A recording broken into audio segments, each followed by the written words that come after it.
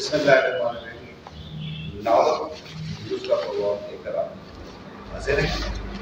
آج کی جو سیاسی بیٹھک سے بیٹھی ہے، بڑے اچھے ہمارے جو اٹک کے سیاستدان ہیں، بڑا ایک سیاسی رول رہا ہے نا سیاست میں۔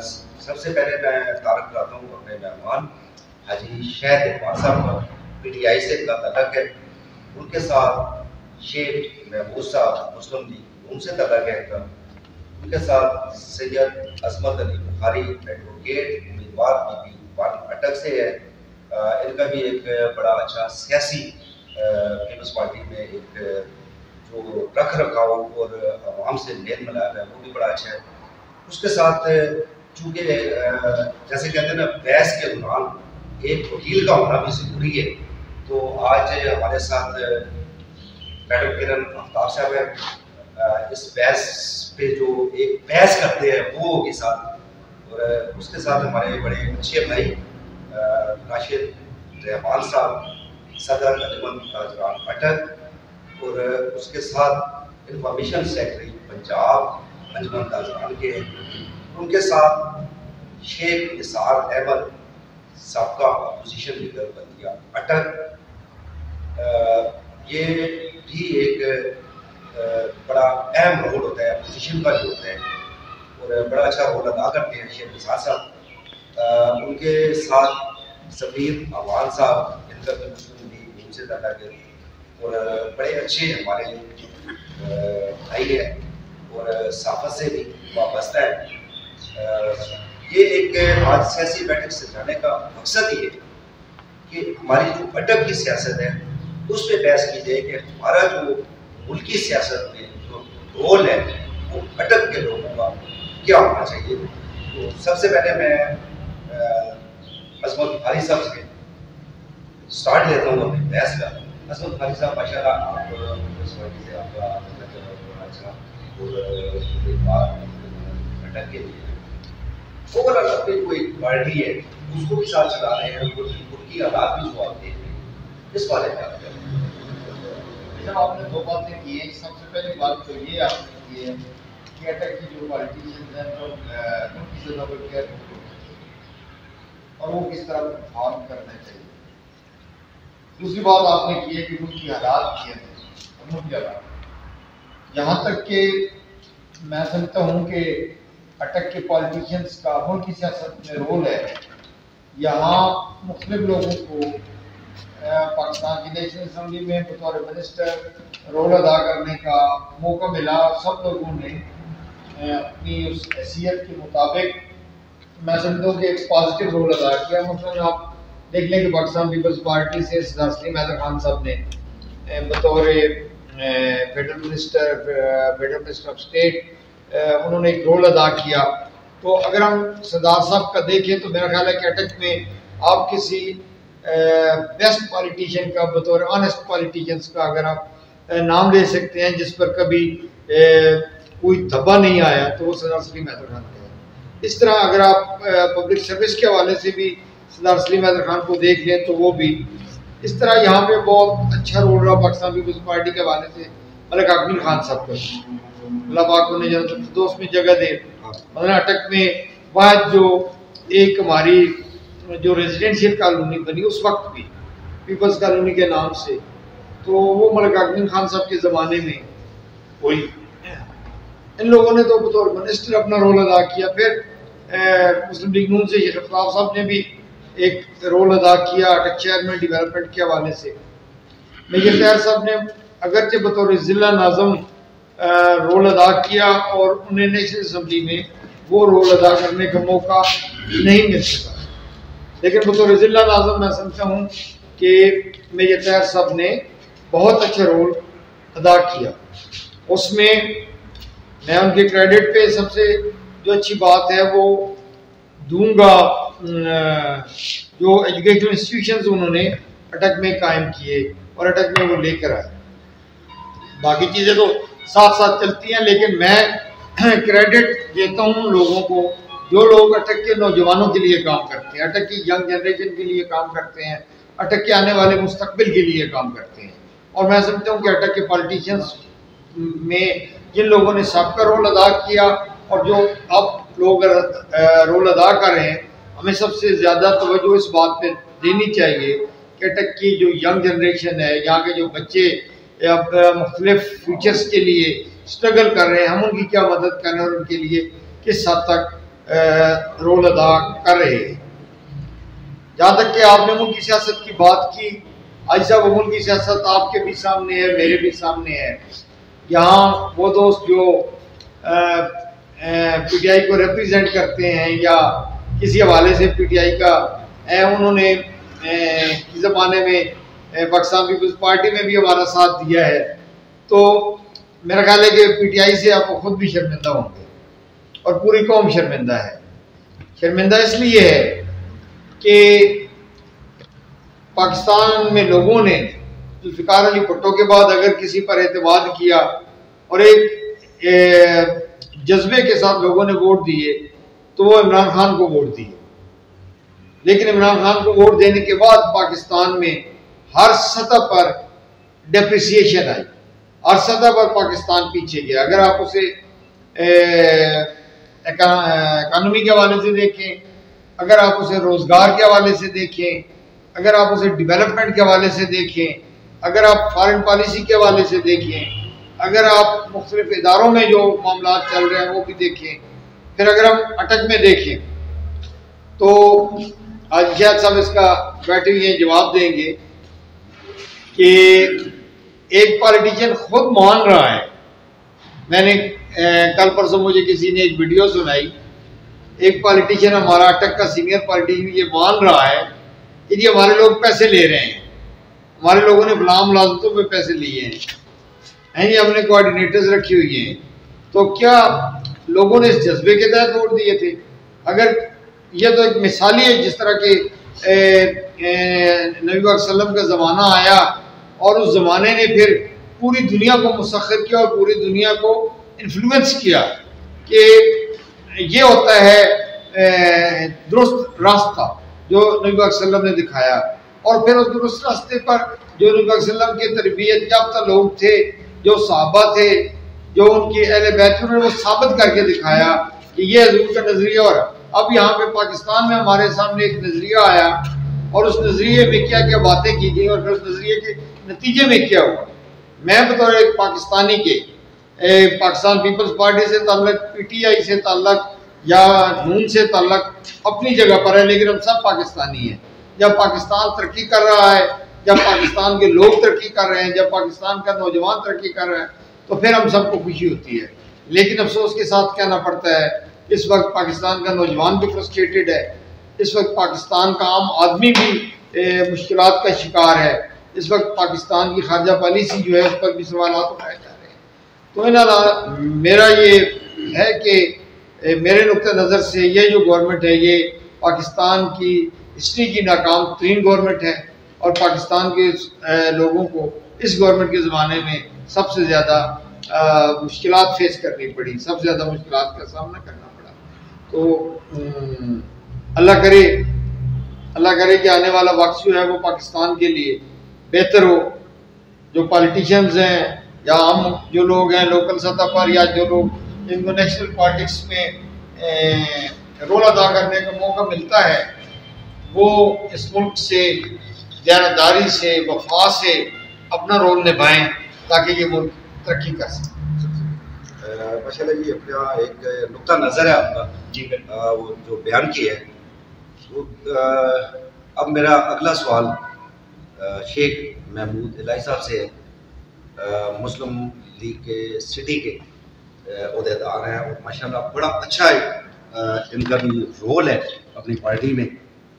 ملکی سیاست کو شیخ صاحب آپ بھی بڑی اچھی نظر سے دیکھ رہے ہیں، اور پھر اٹک کی جو سیاست ہے وہ آپ کی نظر میں جو یہاں پہ سسٹم ہے یا جس طرح چل رہے ہیں یہ حالات، جیسے بخاری صاحب نے کہا ملکی حالات جس طرح ہیں، آپ کے نقطہ نظر میں اس وقت جو موجودہ گورنمنٹ ہے اس کو کیا سمجھتے ہیں کہ وہ جو پاکستان لیول پہ ہمارے جو کام ہو رہے ہیں یا پاکستان کا ایک امیج ہے یا پاکستان کی جو عوام ہے اس کے لیے کتنی مفید اور کتنی نقصان دہ؟ جی حاجی صاحب بخاری صاحب نے بھی ماشاءاللہ بہت اچھی باتیں کی ہیں، پرانے یہ سیاست میں حصہ لے رہے ہیں، تو میرا بھی ایز اے لیگ کے حوالے سے میرا یہی موقف ہے کہ میری جو پارٹی ہے الحمدللہ میں فخر سے کہہ سکتے ہیں ہم لوگ کہ ہماری پارٹی نے ہمیشہ اس ملک کی ایسی خدمت کی ہے کہ جو بھولنے والی نہیں ہے، اور جب بھی مطلب ہمارے قائد میاں نواز شریف کے ساتھ مختلف قسم کے حادثات ہوئے، مختلف قسم کی ان کو سزائیں دی گئی، ان کے اوپر جیلوں میں بند کیا گیا، ان کے اوپر ہر قسم کے کیس بنائے گئے، اور جو آپ سنتے رہتے ہیں، مجھے تو نہیں اچھا لگتا کہ میں اپنے لیڈر کے بارے میں کوئی ایسی بات منہ سے کہوں بھی، تو ساری آپ سنتے رہتے ہیں، لیکن اس کے برعکس یہ ہے کہ جب بھی ہمارے ملک میں کبھی بحران آیا کسی قسم کا، جب بھی ہمارے ملک کو ضرورت پڑی، تو لوگوں کی اور جو بھی اگر کہتے ہیں نا بنانے والے ہیں جس میں عوام بھی ہیں، تو ان کی نظر ہمیشہ میرے قائد میاں نواز شریف پہ ہمیشہ بھی ہے، اور انہوں نے یہاں کے کیس بھی بھگتائے ہیں، جلا وطنی بھی کاٹی ہے، لیکن پھر وہ ہمارے ملک میں آ کے الحمدللہ وزیر اعظم بنے ہیں اس ملک کے، اور انہوں نے آ کے خدمت کی ہے، اور اس ملک کو جو کہ تباہی کے دانے پر پہنچا دیتے ہیں، جو دوسری مختلف حکومتیں آتی ہیں جس میں ڈکٹیٹر بھی آتے ہیں اور دوسری پارٹیاں بھی آتی ہیں، میرا کسی پارٹی سے کوئی ذاتی اختلاف نہیں ہے، لیکن سیاسی اختلاف اس صورت میں ہے کہ جب بھی پارٹیاں آ کے یہاں پہ اپنا کام کرتی ہیں اور اپنا ٹنور پورا کر کے جاتی ہیں یا حکومتیں کر کے جاتی ہیں، تو واپس مڑ کے میاں نواز شریف بھی ہمارے قائد ایسے ہیں جن کے اوپر تمام کی نظریں، اور وہی آ کے اس ملک کو سنبھالا دیتے ہیں، اور وہ آ کے اس ملک میں ترقی کے کام کرتے ہیں، بے شمار ترقیاتی کام انہوں نے کیے ہیں، اور اس میں اٹک کے حوالے سے یہ کہوں گا کہ ہمارے اٹک میں نون لیگ کے ہمارے قائد شیخ آفتاب احمد صاحب شروع سے وہ آ رہے ہیں میاں نواز شریف کے ساتھ، اور ان کے وہ بہترین سپاہی کا کام کرتے ہیں، ان کے ساتھ ہمیشہ وہ منسلک رہتے ہیں، کبھی انہوں نے پارٹی نہیں چھوڑی، اور ہار جیت ہوتی رہتی ہے، لیکن جب بھی میرے قائد شیخ آفتاب صاحب یہاں سے منتخب ہوئے، لوگوں نے ان کو اعتماد کا ووٹ دیا، تو انہوں نے آ کے اٹک میں بھی اپنے قائد کے نظریے کے اوپر اس اٹک کو ترقی دی، وہ سب آپ کے سامنے ہے، اس میں کوئی چھپی ٹوپی بات نہیں ہے۔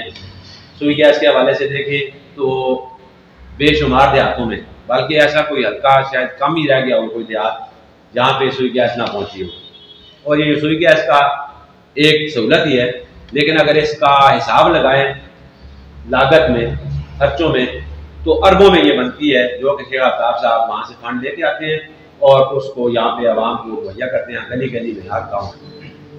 اس کے علاوہ بجلی کے بے شمار منصوبے شیخ آفتاب صاحب نے یہاں پر دیے، دیہاتوں میں بجلی پہنچائی، اور یہاں پر جو محکمانہ جو تکلیفیں ہوتی ہیں ان کو بھی میرے قائد شیخ آفتاب صاحب نے دور کیا، جیسا کہ واپڈا والوں کے پاس ٹرانسفارمر نہیں ہوتے تھے، اور اگر کوئی ٹرانسفارمر جل جاتا تھا تو ہفتوں میں اس کی مرمت کے لیے لوگوں کو انتظار کرنا پڑتا تھا، تو شیخ آفتاب صاحب نے 8-10 اسپیئر لا کے یہاں پہ ٹرانسفارمر مہیا کیے ہیں اٹک کی عوام کے لیے، اور حسن ابدال کے بھی اور حضروں کے لیے بھی بے شمار وہ انہوں نے سہولتیں دی ہیں، واپڈا کے لیے کھمبے لگائے ہیں، لائنیں بچھائی ہیں۔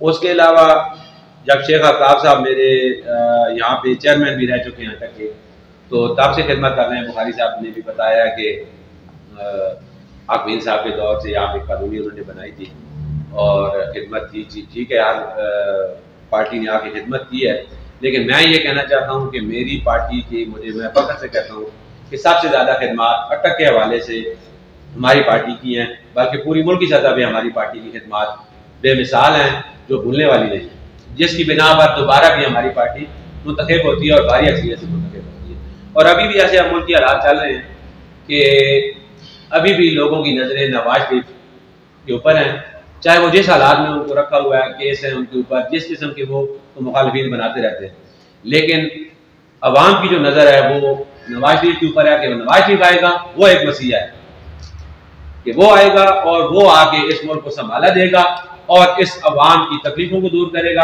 اور اس عوام کی تکلیفوں کا مداوا بنے گا اور اس عوام کے لیے جو روزگار کے مواقع ہیں وہ دے گا، اور جس پریشانی میں وہ مبتلا ہے اس پریشانی سے بھی میرا قائد نواز شریف ان کو نکالے گا۔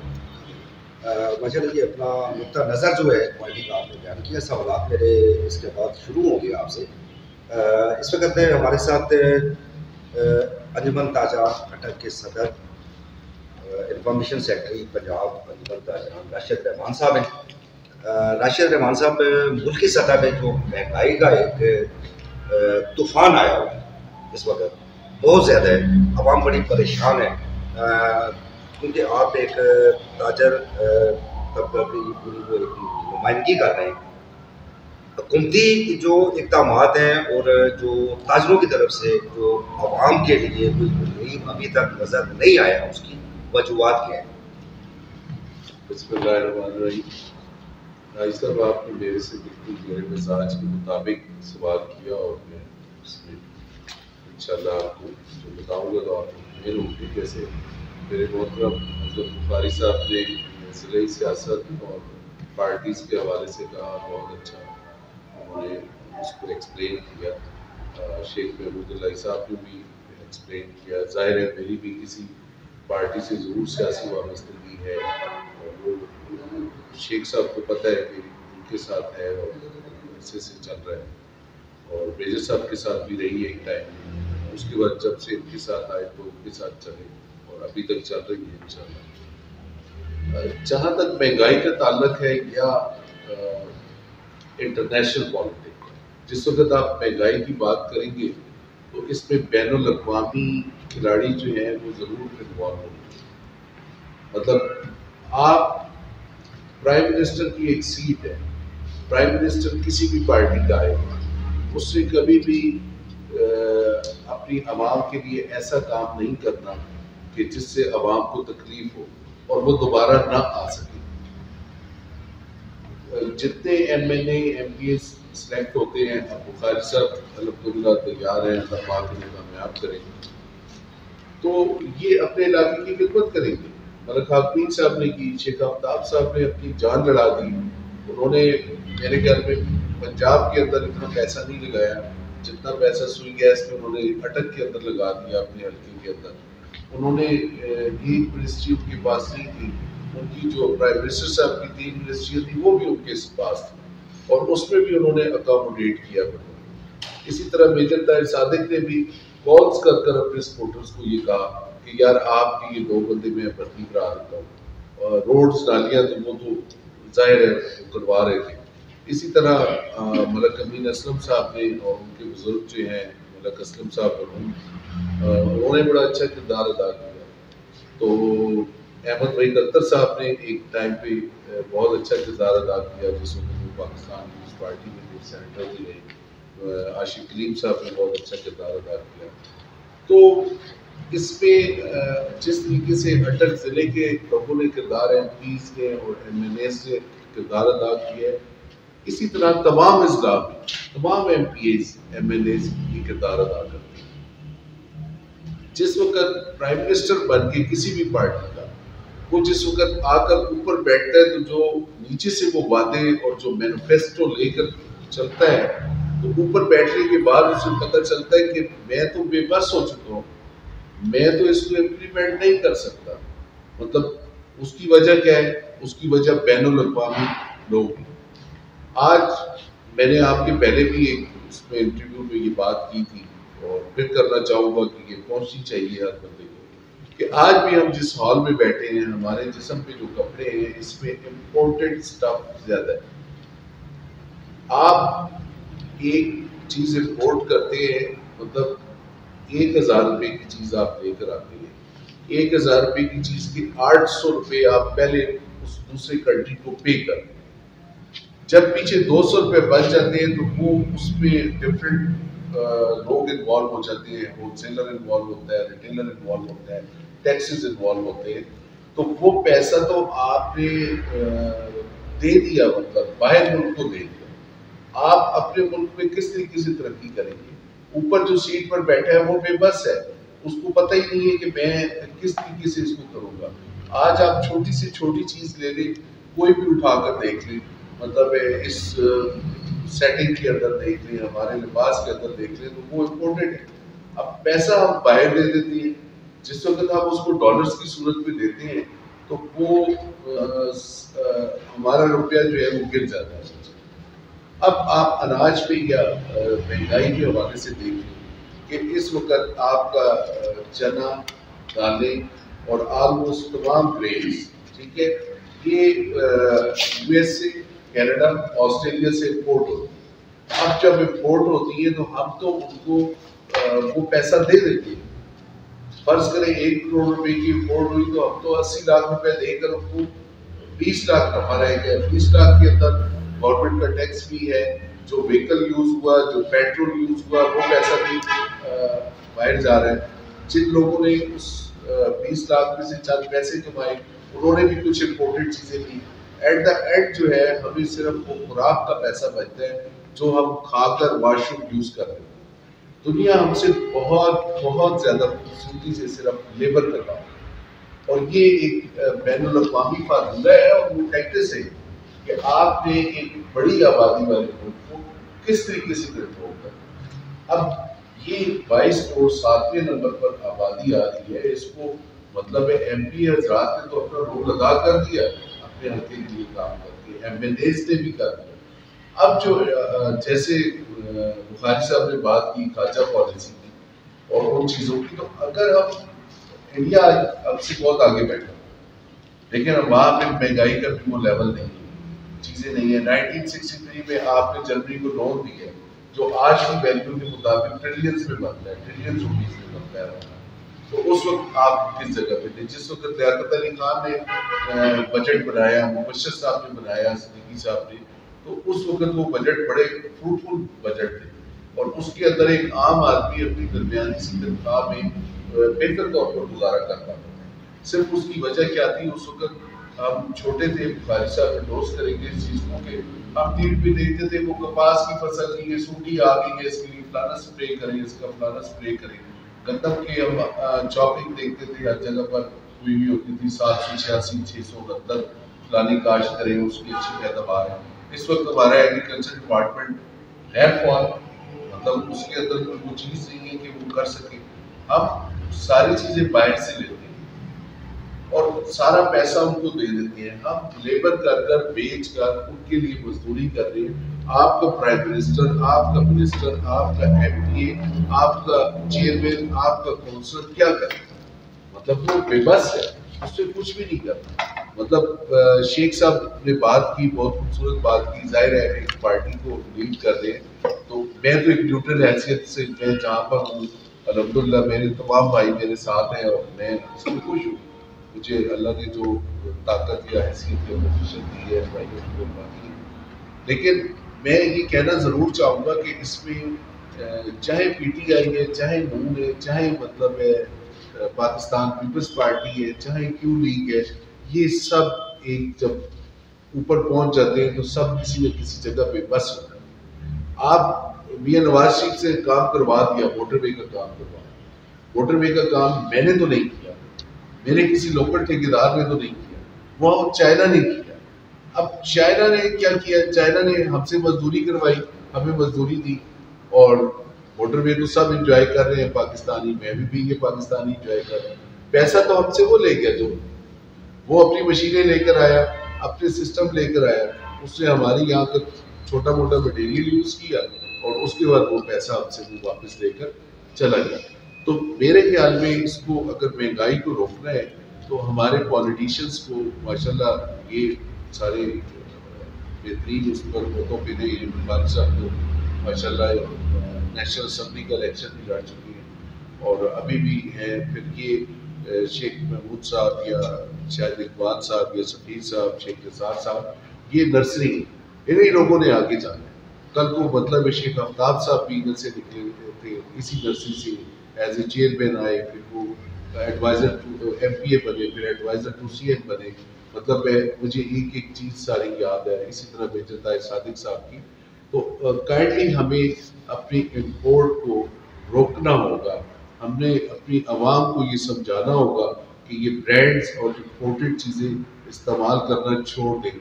آپ اپنے ملک کی جو بنائی ہوئی چیزیں ہیں ان کو استعمال کریں، آپ کی فی کس آمدنی بھی بڑھ جائے گی، آپ کا شہری پاکستانی بھی خوشحال ہو جائے گا، اور آپ کا ریونیو بھی بڑھے گا، آپ کو ٹیکسز بھی ملیں گے، اور اس سے ہم انشاءاللہ ترقی کر سکیں۔ ماشاءاللہ بڑا اچھا ایک پوائنٹ آف ویو دیا راشد رحمان صاحب نے۔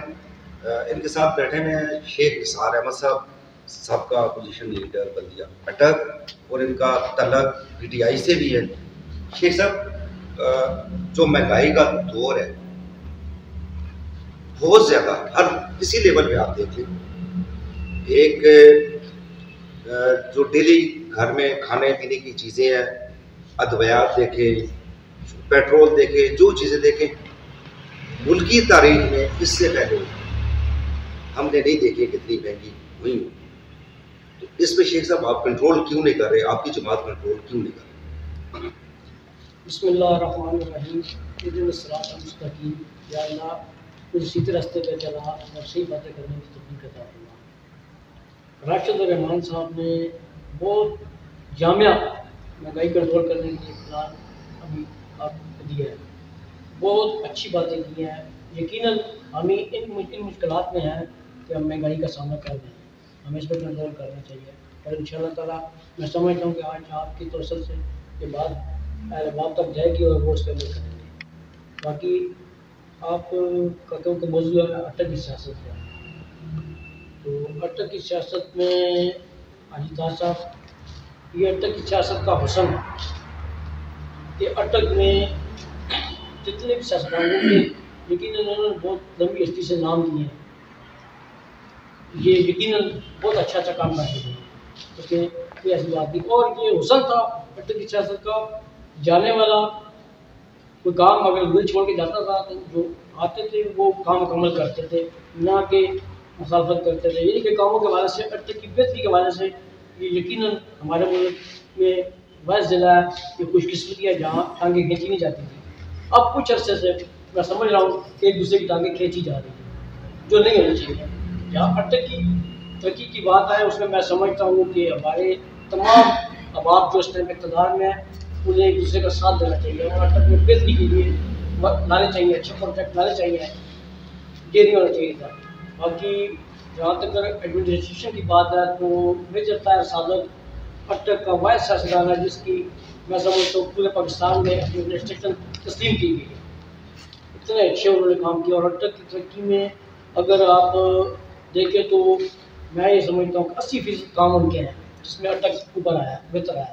لیکن شیخ صاحب اس دن ناظم کے دور میں تھے، اب جو پی ٹی آئی میں شامل ہوئے ہیں، پی ٹی آئی میں ان کو کام نظر نہیں آ رہے، وجہ ہے؟ میں آپ کو کہہ رہا ہوں کہ ابھی کچھ عرصے سے یہ ایک دوسرے کی ٹانگیں کھینچی جا رہی ہیں، اس سے پہلے ایسا نہیں تھا۔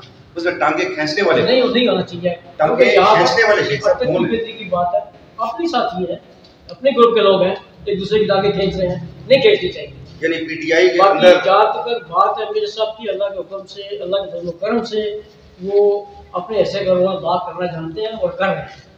یعنی پی ٹی آئی کے لوگ ہی پی ٹی آئی کے مخالف ہو گئے، وہ غلط ہے، میں یہ کہہ رہا ہوں غلط نہیں ہونا چاہیے، میں تو کہہ رہا یہ کہنا ہوں چاہتے ہیں اٹک کا وہ جو کہ حسن ہے سیاست کا وہ قائم رہنا چاہیے، چلے اٹک کا حسن ہے وہ سوالات قائم میرے رہنا اندر چاہیے۔ صاحب کی طرف آئیں گے۔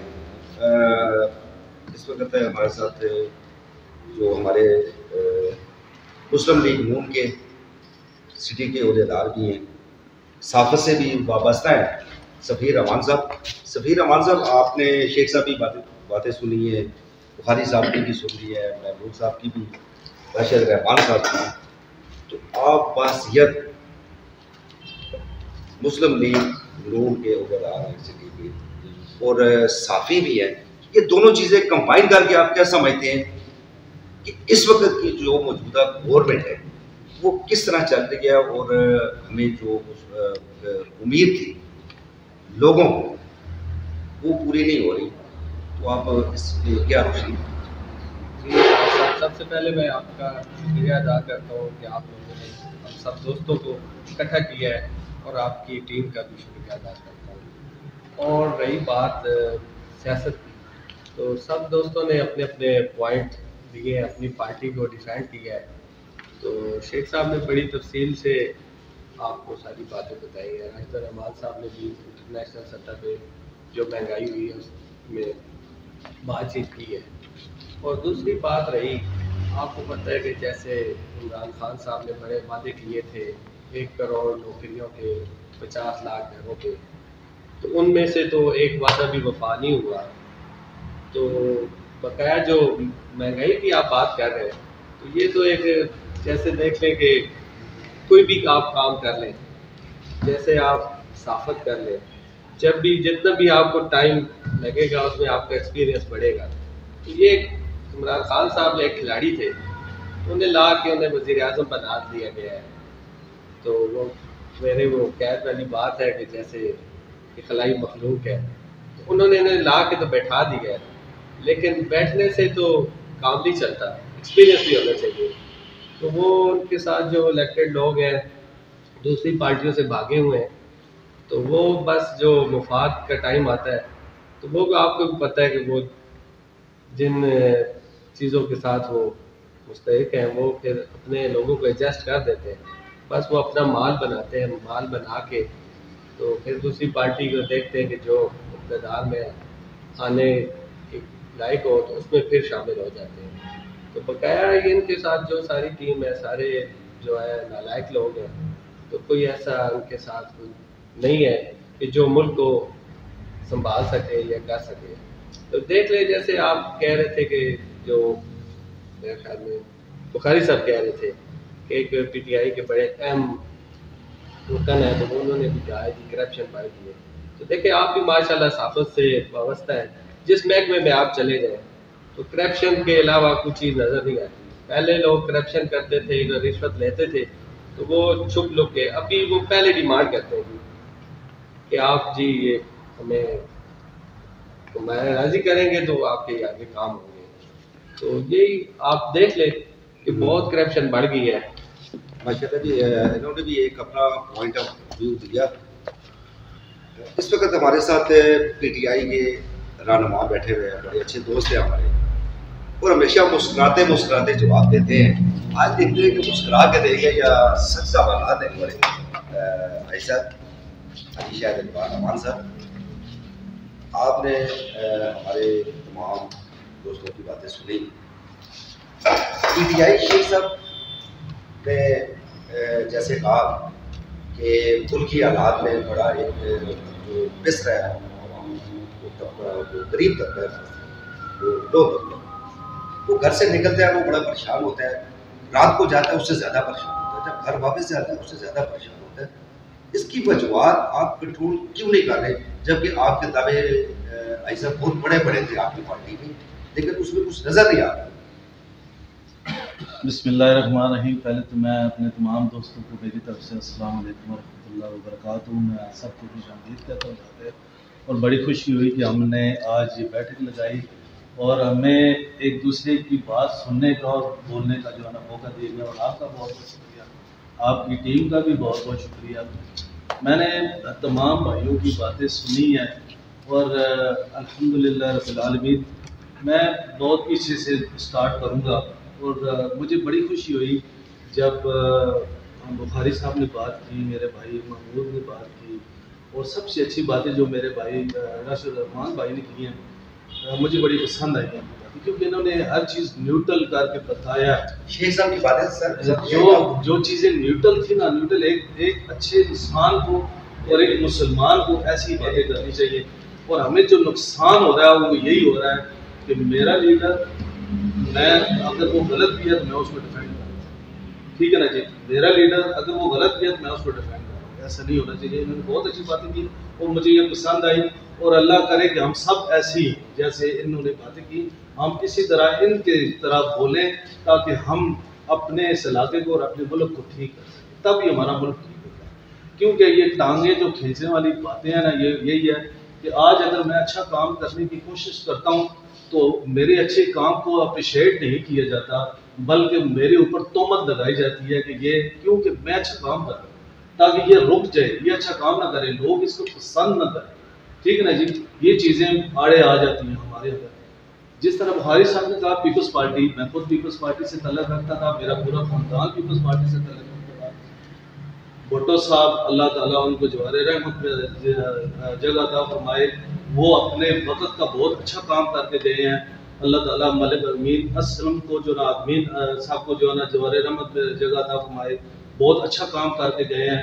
ہم ان کو برا نہیں کہہ سکتے کیونکہ جو انہوں نے اچھا کام کیا وہ اچھا کیا ہے، لیکن کیا وہ اچھا کر گئے ہیں؟ ابھی جو اگلا کام کرنا ہم لوگوں نے کرنا ہے. ہم لوگ جب تک یہ دیکھیں یہ ہمارا ہاتھ ہے، اس ہاتھ کی 5 انگلیاں ہیں، ہم اس علاقے کے ہیں، ہم اس جگہ کے رہنے والے ہیں، تو ہم جب تک مل کر نہیں بیٹھیں گے تو یہ موقع نہیں بنے گا۔ ایک انگلی ٹوٹ جاتی ہے، اور جب ہم کسی بھی جماعت سے تعلق رکھتے ہوں، کسی بھی نظریات سے ہمارا تعلق ہو، لیکن اچھے کام کو ہمیں اپریشیٹ کرنا چاہیے، ہمیں بولنا چاہیے، لیکن ہم یہ کام نہیں کرتے۔ ہم اپنے آپ کو یہ بھول جاتے ہیں کہ ہم مسلمان ہیں، ہمیں مسلمانیت کو پہلے دیکھنا چاہیے، اور یہ چیزیں بعد میں، یہ چیزیں بعد میں، کیونکہ اللہ کی ذات انسان کو عزت اور ذلت کون دیتا ہے؟ اللہ کی ذات۔ آپ اور میں کسی کو کچھ نہیں دے سکتے۔ رزق کون دے رہا؟ اللہ کی ذات۔ آپ اور میں کسی کو کچھ نہیں دے سکتے، کیونکہ میرا رزق میرے اللہ نے مجھے دیا۔ آج میں نے جو کچھ پہنا ہوا میرے رب نے مجھے دیا، مجھے کوئی دینے والا نہیں۔ جب تک رب نہیں دے گا تو ہمیں یہ چیزیں دیکھنی چاہیے کہ ملک خراب کیسے ہوا اور کرنے والوں نے کیوں کیا۔ دیکھیں میں کسی کو برا نہیں دوں اور نہ ہی مجھے برا کہنا چاہیے، کیونکہ میرا جو اٹھنا بیٹھنا ہے وہ ان لوگوں تک محدود نہیں ہے جو بڑے کام کر رہے ہیں۔ میں تو چھوٹے لوگوں کے ساتھ اٹھتا بیٹھتا ہوں، یا میں کچھ خبر سن لیتا ہوں تو اس سے میں کچھ اپنے اندر اپنے ذہن میں ڈال لیتا ہوں، وہ جی مہنگائی ہو گئی ہے، وہ جی یہ ہو گیا، ملک کے ساتھ یہ ہو گیا، ملک کے ساتھ وہ ہو گیا۔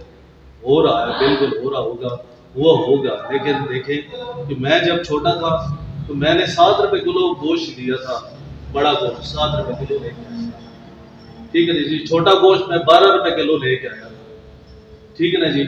اور اسی طرح پیٹرول میں اپنی گاڑی میں اس وقت ڈیزل جو تھا 4 روپے 5 پیسے بڑے عرصے تک میں ڈلواتا رہا، 6 روپے لیٹر پیٹرول تھا۔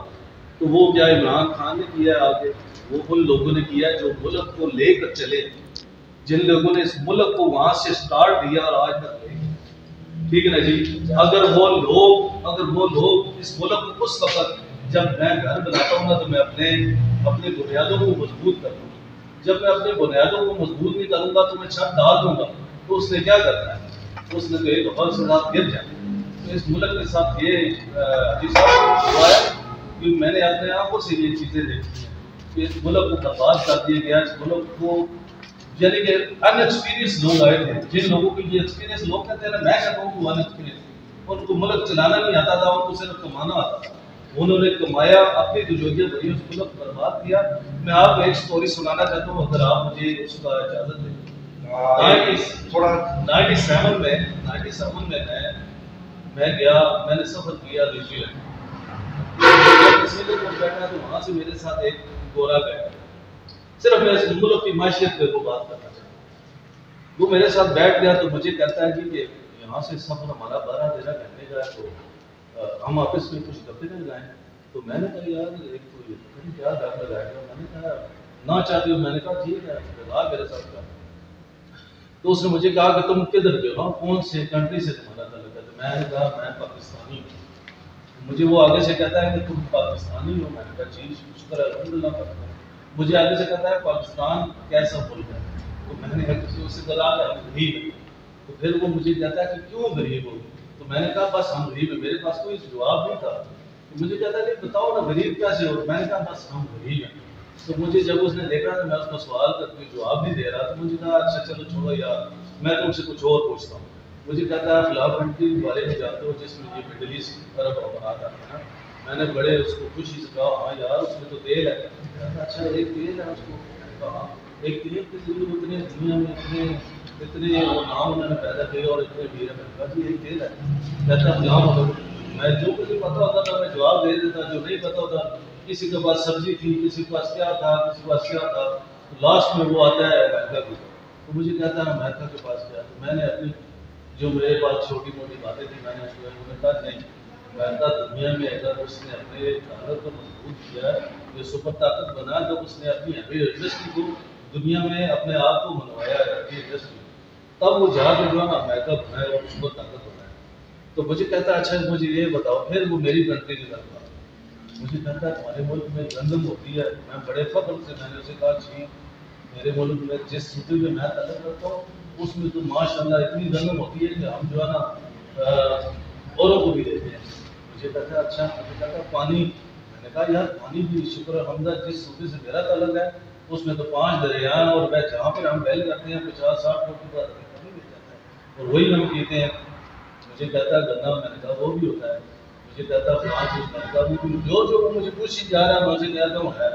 تو تیل کا جب مجھے آیا نا تو تیل انڈسٹری سے میرا واسطہ تعلق تھا, میں خود جاب کرتا تھا. تو میں نے کہا یار ہم خود کفیل تو نہیں ہے لیکن 50 سے 60% ہم پروڈیوس کرتے ہیں اور باقی ہم باہر سے خرید کر لاتے ہیں. ٹھیک ہے جی. تو اسی طرح باقی دھاتوں کا کوئلے کا کچھ میں نے کہا ہے وہاں کا یہ وہ میں سب کا اس کی بتا رہا تھا. تو لاسٹ میں وہ مجھے پتا کیا کہتا ہے, مجھے کہتا ہے ہر کنٹری کے پاس ایک چیز ہے اور تم کہتے ہو دنیا کی ہر چیز تمہارے پاس موجود ہے اور پھر تم کہتے ہو غریب ہے. تو سر ہم لوگوں کو غریب کر دیا گیا, اتنی چیزیں ہونے کے باوجود ہم غریب ہو گئے. ہماری جو پالیسی بنانے والے تھے انہوں نے اچھی پالیسی نہیں. ٹھیک ہے نا جی. دیکھیں جب میں 6 کا لیٹر پیٹرول لیتا تھا تو آج وہ 6 کا پیٹرول لیٹر کیوں نہیں. اس کی وجہ جب میں 2001 میں سعودی عربیہ گیا تو اس کا ریال 9 روپے تھا, آج وہی ریال 45 روپے. ٹھیک ہے نا جی. جب میں سعودیہ سے واپس چھوڑ کے آیا تو 18 میں آیا تھا تو اس وقت 25 روپے کا ہوتے تھے, آج 45 روپے کا ہو گیا. تو یعنی کہ ہم لوگوں نے اس گھر کو خود برباد کیا. آج ہم کہتے ہیں کہ عمران خان کی طرح ہے, عمران خان کیا کرے, اس کو تو برباد چیز ملی ہے, وہ تو کچھ نہیں کرتا. وہ تو کوشش کر رہا ہے اور اس کو بنانے کے لیے ٹائم لگے گا, اور جب بنانے کے لیے کوئی ٹائم نہیں دے گا تو کیسے چلے گا. دیکھیے میں نے آپ کو پہلے کہا کمپیوٹر اصل یہ کہ جس وقت آپ 1963 میں نوٹ لے تو اس وقت آپ کی حیثیت تھی. آپ نے اپنی گفتگو میں یہ بات کی کہ گریجولی گراف نیچے آ رہا ہے. جی اب جو گریجولی گراف نیچے آ رہا ہے اس کی وجوہات کیا ہیں؟ جی ہمارا جو تھنک ٹینک جی ٹھیک ہے وہ پولیٹیشنس نہیں ہے. جی پولیٹیشنس کو بتایا جاتا ہے کہ آپ نے یہ کر. جی اب ایک برادری آپ دیکھ لیں کہ ایک برادری کے اندر 6 بھائی ہیں, باقی کزنس ہیں, کوئی چھوٹی ذات بہنیں ہیں, خالہ ذات ہیں, اسی طرح بھائی ہیں. تو ان کے اندر اب میں نے اگر ایف ایکس لے لی ہے تو دوسرا کہتا ہے میں جو ہے وہ کرولا لے لوں, تیسرا ہونڈا کے چکر میں پڑا نہیں جاتا. اب آپ مجھے یہ بتائیں کہ یہ آپ کی بھیڑ تو نہیں ہے, پاک بھیڑ تو نہیں ہے یہ گاڑی. تو ایک مرسڈیز کے چکر میں پڑ جائے گا, دوسرا کہے گا میرا تو رولز رائس کا خواب ہے. تو آپ کیا سمجھتے ہیں کہ وہ جو اگر آپ کباڑی کے پاس اس کار کو لے کر جائیں اور اسے کہیں کہ یہ کباڑ میں لے لیں, اس کا تم نے یوز نہیں کرنا ہے کہیں پہ بھی, اس کو جسٹ تم نے کباڑ میں کرنا ہے. میں لیٹ 90s میں ایک بات کرتا 80s میں بات کرتا تھا کہ یہاں پر یہ 2 روپے کلو کا پلاسٹک اور 5 روپے کلو کا لوہا پڑا ہے, ان کا فارم آف مشین یہاں پہ 2 کروڑ روپے پڑے ہیں. یہ اس سے پاس ہو کر گرتا ہے تو یہ 10,000 20,000 اور 50,000 روپے کلو بنتا ہے. تو ہمیں میرا خیال جو ہمارے حکمرانوں کو پالیسیز بنانی چاہیے, چاہے وہ میاں صاحب ہے, چاہے عمران خان صاحب ہے, چاہے بھٹو کی فیملی ہے. بھٹو صاحب تو جو کام کرنے جا رہے تھے تو وہ کام نہیں ہونے دیا کسی نے. اگر اسلامک بینک تو شاید یہاں پر تو وہ معاملات ہی نہیں رہتے نا. یہ سب جو بات آپ کر رہے ہیں سب چیز سوال کرنے کا, لیکن مجھے خوشی ہے کہ ماشاءاللہ کسی انٹلیکچوئل موضوع پر فرسٹ ٹائم آپ سے گفتگو ہوئی ہے. اور مجھے فخر ہے, میں یہی کہتا ہوں کہ اٹک میں ایسے ایسے ٹیلنٹ موجود ہیں کہ اگر ہم ان ٹیلنٹ کو بارے میں پہلے بات کر رہا تھا کہ جس طرح راجد صاحب نے معیشت پہ جو باتیں کی ہیں اور جس طرح انہوں نے جس اینگل سے بات کی ہے, میرا خیال ہے آج تک میں نے نیشنل ڈیبیٹ میں بھی اس اینگل سے کبھی بات نہیں سنی. تو یہ تو ہمارا اٹک کا فخر ہے. ایسی بہت سارے اور لوگ موجود ہیں. اس طرح جو بات آپ نے کی اور آج شاہد صاحب نے کی, جو ہمارے ملک میں ایک کنٹروورسی چل رہی ہے, شاہد صاحب جو بڑی کنٹروورسی چل رہی ہے وہ یہ ہے کہ جی فلاں یہ کر گیا تھا, فلاں یہ کر گیا تھا تو میں کیا کروں. ٹھیک ہے نا. ایک ہمارے پرائم منسٹر نے بات کی کہ جی میں برانڈ ہوں. اس دن انہوں نے اپنے وہ جو ہر روز کہتے ہیں کہ جو میڈیا ان کے ایڈوائزرز ہیں یا میڈیا جو پرسنز ہیں کم از کم 50 ایک انہوں نے رکھے ہوئے ہیں, تو اس میں انہوں نے بات کی کہ جی آپ کا پرائم منسٹر برانڈ ہے. تو میں کل کہہ رہا تھا کہ یار prime minister Imran Khan brand ہے یا پرائم منسٹر ذوالفقار علی بھٹو ایک برانڈ ہے کہ جب وہ آیا شخص تو یہ ملک ہمارا 2 لخت ہو چکا تھا. اس نے دیکھا کہ اس ملک کی جو ڈیفینس ہے وہ کیوں کمزور ہے اور یہ کیسے مضبوط ہو سکتا ہے. تو اس نے دیکھا کہ اگر اٹامک پاور ہمارے پاس ہو تو ہمارا ڈیفینس ناقابل تسخیر ہو سکتا ہے. تو اس کے لیے اس نے اپنا انٹیلیجنس لیول یوز کیا, ڈاکٹر قدیر سے اور لوگوں سے رابطہ کیا, تو ایک سٹرکچر بنائی جو سٹرکچر آگے جا کر اور اللہ پاک کی طرف سے ہمارا ملک جو ہے وہ دنیا کی ایک ایٹمی طاقت بنا اور آج ہمارا ملک ناقابل تسخیر ہے. وہ نعرہ لے کر آیا تھا غریب آدمی کی فلاح کا, یعنی روٹی کپڑا اور مکان کا نعرہ کیا تھا کہ غریب آدمی کی فلاح کا تھا. اب اس شخص نے اپنی سوچ امپلیمنٹ کی, اور کیا امپلیمنٹ کی کہ جاگیردار سے زمین لی اور غریب لوگوں کو تقسیم کی. آج ہمارا پورا شہر وہ زمین جو کہ جاگیرداروں سے لی گئی تھی آج اس سے فائدہ اٹھا رہے ہیں کہ ہمارا پولی ٹیکنیکل انسٹیٹیوٹ وہاں بنا ہے, ہمارا کمرشل انسٹیٹیوٹ وہاں بنا ہے, ہمارے دوسرے ادارے اس زمین پر بن رہے ہیں جو کہ اس وقت اس نے لی تھی. اور وہی زمین بہت سارے غریبوں سے, میرے گاؤں میں بھی غریب لوگوں میں تقسیم ہوئی. اس طرح مزدور کا اس نے سٹیٹس بیان کیا, اپنا ذہن استعمال کیا کہ مزدور کا سٹیٹس کس طرح بیان کیا جا سکتا ہے. ہمارے لوگ اس وقت نہیں جاتے تھے فارن کنٹریز میں, ظاہر پاسپورٹ کا پرابلم تھا, تو پاسپورٹ کا اس نے پرابلم حل کیا ان لوگوں کا.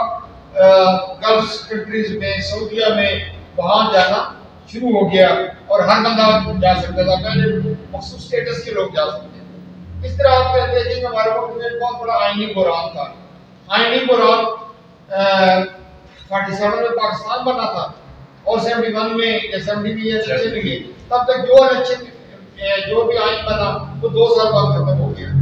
لیکن اس شخص نے نیتی سے کام کیا تو ایک ایسا آئین بنایا جو آج تک اسے ڈکٹیٹرز بھی آ کر نہیں توڑ سکے, اور ہمارے ملک کی انٹیگریٹی جو ہے وہ اس نے کی.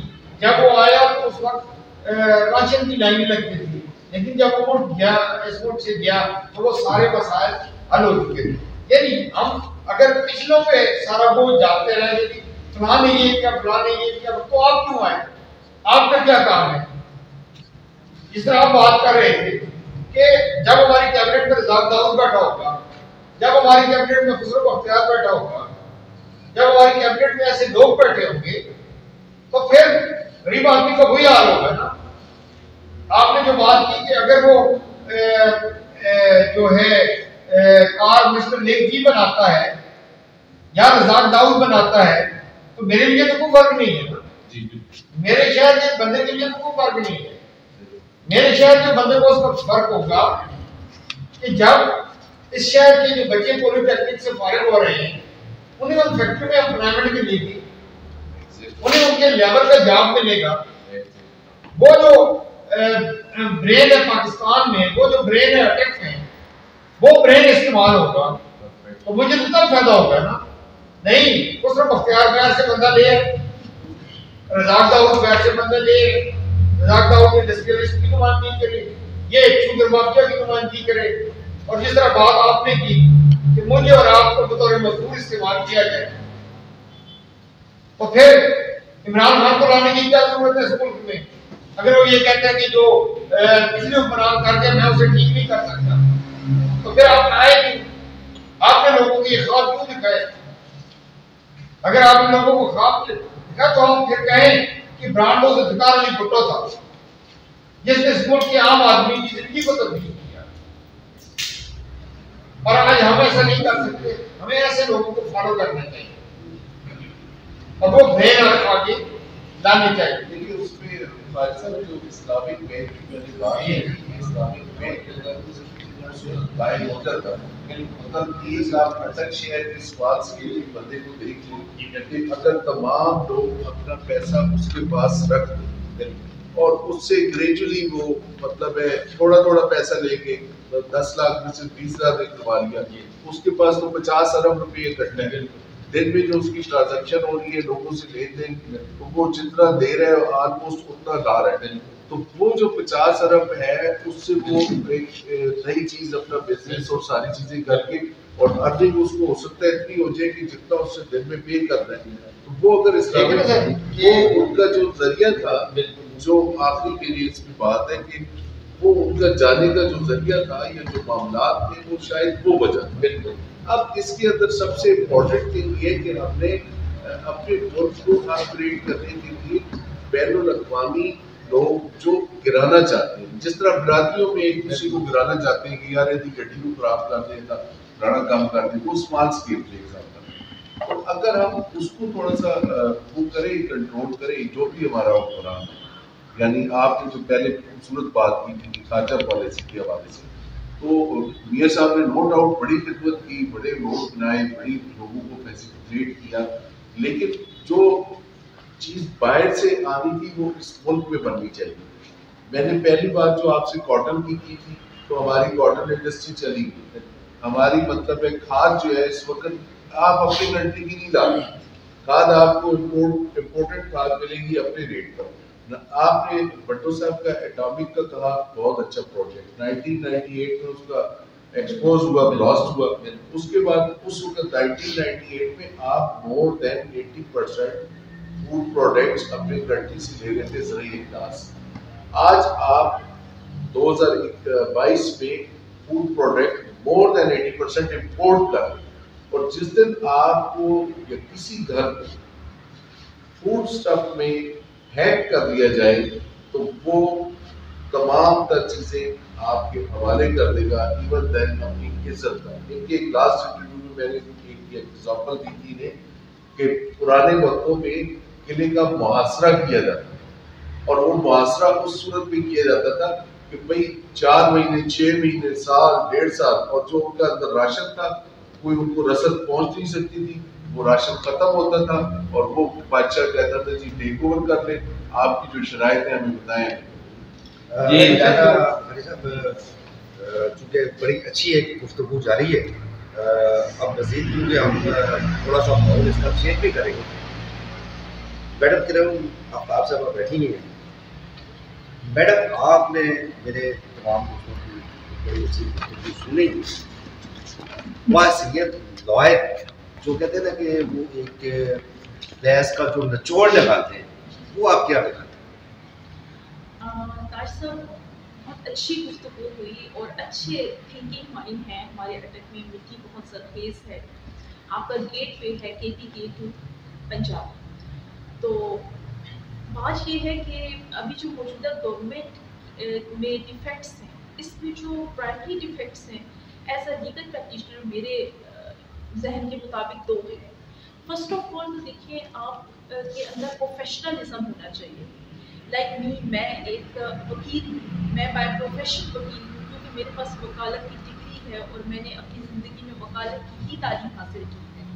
اب اگر مجھے یہاں سے ہٹا کر کے آپ کسی اور شعبہ میں ڈال دیتے ہیں تو آئی تھنک سو کہ میری کارکردگی اس میں بہت فرق آئے گا اور میں اس طرح سے کام نہیں کر سکتی جس طرح میں اپنی فیلڈ میں کر سکتی ہوں. تو اس کو کہتے ہیں کہ آپ نے بائی پروفیشن ایک مطلب چیز کو اڈاپٹ کیا ہے کہ میرا یہ پروفیشن ہے، میری یہ تعلیم ہے. سیکنڈ چیز کہ آپ اگر کسی چیز کے اہل ہوتے ہیں کسی پروفیشن کے تو وہ آپ کو انہیریٹنس میں آتا ہے، جینیٹیکلی آتا ہے. آپ دیکھیے کہ یہ جو ڈیموکریسی ہے اس سے پہلے دنیا کے زیادہ تر ممالک میں اور ابھی بھی ہے کہ بادشاہت کا نظام تھا، یعنی جینیٹیکلی یہ چیز شفٹ ہوتی تھی بریتھ میں کہ ایک بادشاہ ہے اور پھر اس کی آل اولاد میں سے کوئی بندہ چن لیا جاتا تھا جس میں وہ گٹس ہوتے تھے کہ وہ رول کرے. لیکن موجودہ سینیریو میں اگر آپ اس گورنمنٹ کی ناکامی کی وجوہات دیکھتے ہیں تو اس میں دونوں چیزوں کا فقدان ہے. یعنی جو پرائمری ایسینشیلس ہیں وہی یہ فلفل نہیں کر رہے. نہ تو یہ یا ان کے لیڈر بائی برتھ اس چیز کے اہل ہیں کہ آپ ان کو سیاستدان کہیں گے، یہ سیاستدان نہیں ہیں. وہ ان سر والی بات ہے کہ یہ کھلاڑی ہیں اور یہ ایک اپنے میدان میں ہی اپنی کارکردگی دکھا سکتے ہیں، نہ کہ اس سے ہٹ کر کے. سیکنڈ کہ ان کے اندر اس چیز کا کوئی شعور بھی نہیں ہے کہ اس سے پہلے یہ کہا جائے کہ ان لوگوں نے اس چیز کی تعلیم حاصل کی تھی یا انہوں نے اپنے علاقے میں کونسلر لیول کا، ایم پی اے کا، ایم ایل اے کا تک کا الیکشن نہیں لڑا. میجورٹی آف دیم امپورٹڈ لوگ ہیں، وہ نہیں سمجھ سکتے کہ یہاں پہ گراس روٹ لیول پہ کیا مسائل ہیں.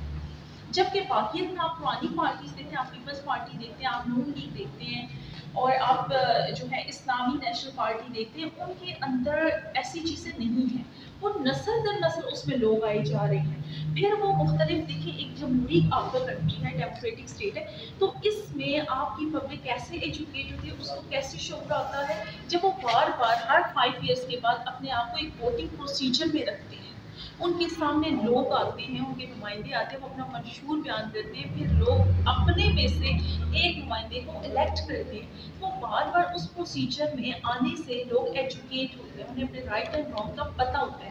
یہی وجہ ہے کہ لوگوں نے لمبے عرصے تک پیپلز پارٹی اور نون لیگ پہ اعتماد رکھا، اور اب بھی یہ اعتماد ہے۔ اب بھی لوگوں کا اعتماد اپنی سیاسی جماعتوں پر ہے، نہ کہ سلیکٹڈ گورنمنٹس پر ہے۔ تو گورنمنٹ کو چاہیے کہ ان تمام چیزوں سے قطع نظر کہ جو ہوا سو ہوا، یہ تو ان کے اندر کوالٹیز کبھی نہیں آ سکتی، پبلک کو ریلیف کبھی نہیں مل سکتا، پبلک خوشحال نہیں ہو سکتی، جو نقصان ہو گیا وہ ریکور نہیں ہو سکتا، بہت مشکل ہے اس کا ریکور ہونا۔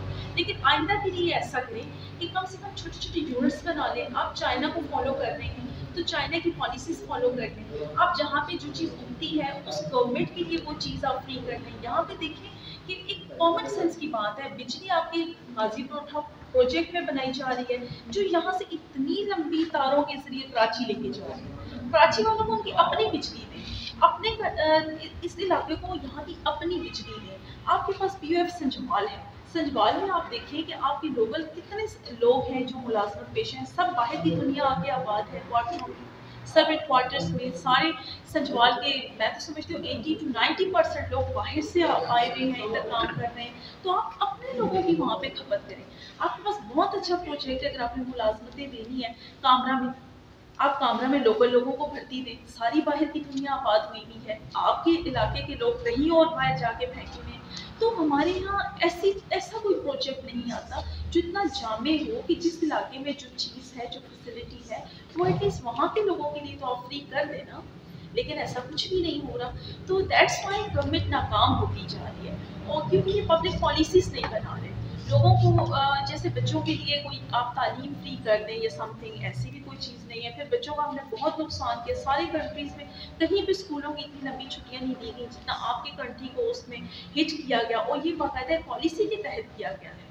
کیونکہ آپ کا ایجوکیشن نظام کتنا بھی خراب ہو جائے، کتنا بھی ورسٹائل ہو جائے، یعنی اس میں پرائیویٹ سیکٹر بھی ہے، گورنمنٹ سیکٹر بھی ہے، سیمی گورنمنٹ بھی ہے، ورسٹائل ہے، لیکن وہ آپ کو نقصان نہیں دے رہا تھا کیونکہ سلیبس آپ کا بہت اچھا تھا، بہت اچھا آپ کا سلیبس تھا۔ لیکن اس میں آپ کو کیسے پیچھے کر دیا گیا کہ کنسپٹیو 5-5 7 مہینوں کے لیے اسکول کالجز بند کر دیے گئے، اساتذہ کو گھر بٹھا دیا گیا، پھر آن لائن فیسلٹیز یوز نہیں کی گئی، تو آپ کے بچوں کو ایجوکیشن کے لحاظ سے پیچھے کر، آپ ایک دن کا گیپ بھی برداشت نہیں کر سکتے، وہ ریکور نہیں ہوتا اگر ایک دن بچہ اسکول سے چھٹی کرتا ہے، نہ کہ پورا سال وہ اسکول سے چھٹی کرتا ہے۔ تو یہ سارے حالات و واقعات آپ کے سامنے، حالات بہت ورسٹ ہیں اور اس میں چینج کی ضرورت ہے، ہوپفلی کہ بیٹر چینج آئے گی۔ شیخ صاحب، میڈم نے بڑے اچھے وہ انداز میں جو گفتگو کی، میرا اگلا سوال آپ کی طرف آئے گا۔ جی شیخ صاحب، جو حالات ملکی حالات بھی دیکھ رہے ہیں آپ، کیا بن رہے ہیں حالات، دن بہ دن بگڑ رہے ہیں۔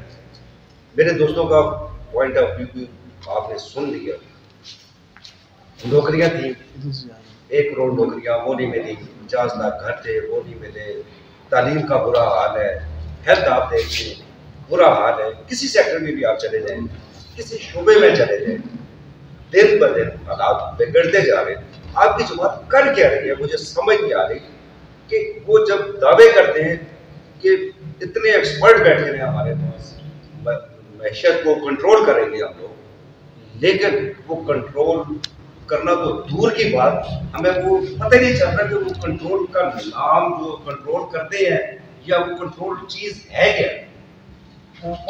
پال صاحب بڑی اچھی بات کی میڈم نے کی اور بھائی صاحب کی، میں سمجھتا ہوں باتوں میں آپ کو سارے سوالوں کی جواب مل گئے۔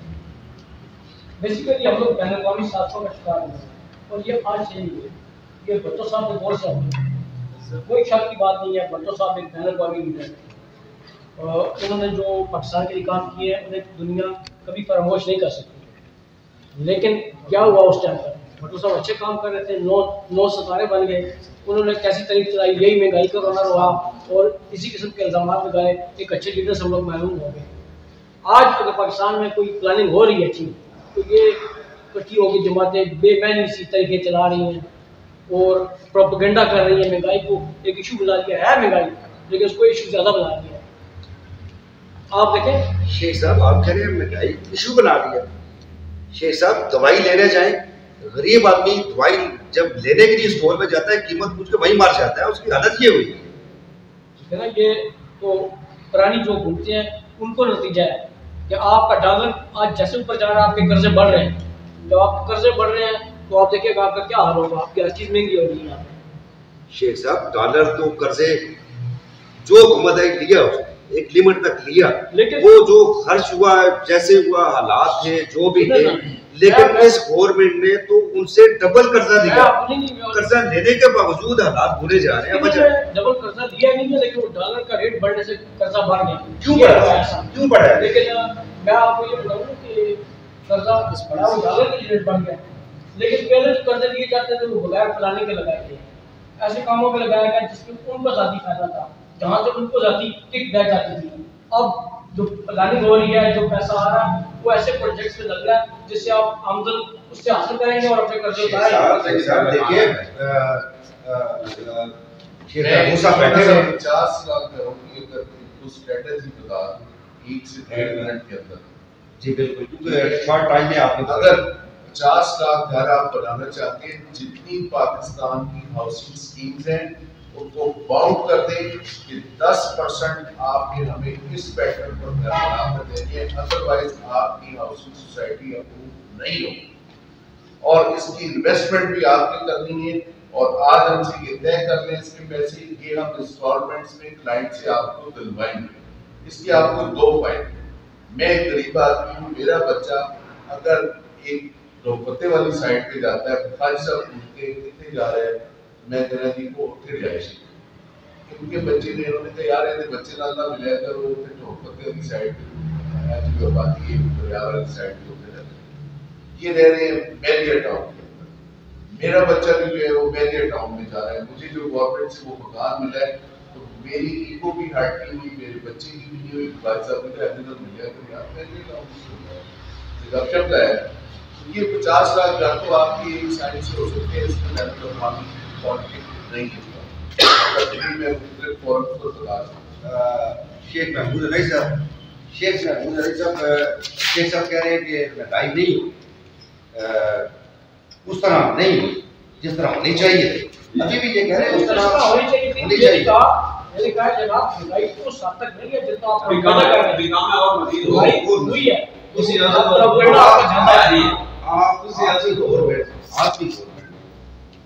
یہ جو جیسے شیخ صاحب کہہ رہے ہیں تناسب کیا تھا, قرضہ کیا تھا, اور مجھے نہیں سمجھ آ رہی کہ قرضہ جو گورنمنٹ آتی ہے قرضہ تو دیتی ہے لیکن عوام بھی اس طرح خرچ ہو رہا ہے جیسے شیخ صاحب نے کہا, سب دوستوں نے کہا اس طرح خرچ نہیں ہو رہا.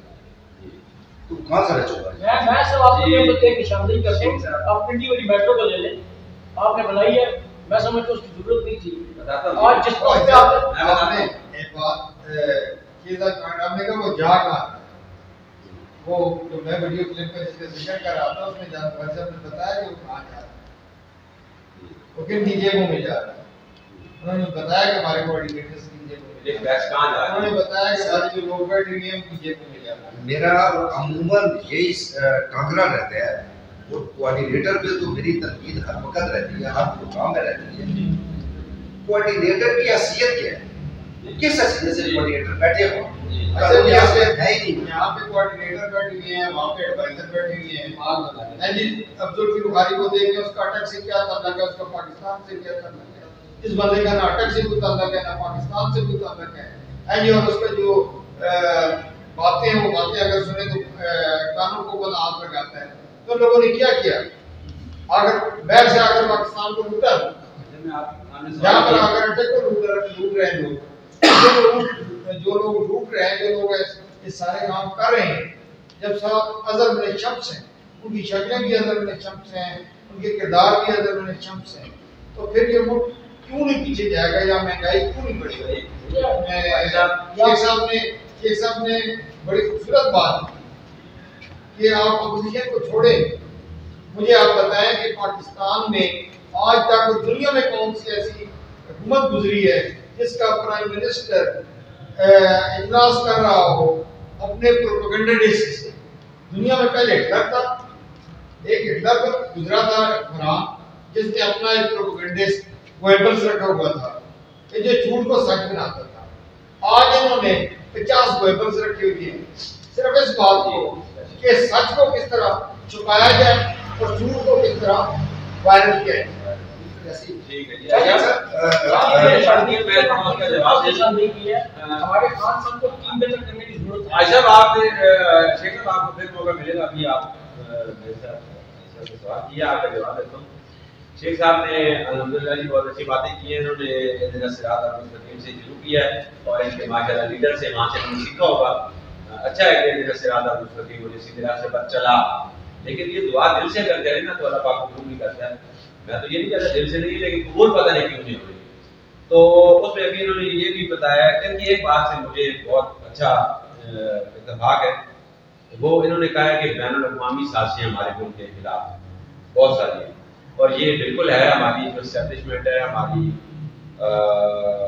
جو ایجنسیز ہیں، ان کا بے شمار ملکوں سے مقابلہ ہے اور وہ عالمی سطح پہ چل رہا ہے۔ وہ ان کی اپنی ایک جنگ ہوتی ہے کہ سازشیں ہم کا مقابلہ کرنا، ان کا جواب دینا ہے، دوسرے ملکوں میں سازشیں کروانی ہیں، وہاں پہ حالات کیسے پیدا کرنے ہیں، اس کا ہم بہت بڑا شکار ہے اس کو۔ تو لیکن اس کے ساتھ ساتھ وہ تو اپنی جنگ کو لڑ رہے ہیں، وہ ان کا اور بہترین سطح پہ ہماری جو ایجنسیز ہیں، ISI ہے، بہترین کام کر رہی ہے، ہماری جو آرمی ہے بہترین کام کر رہی ہے۔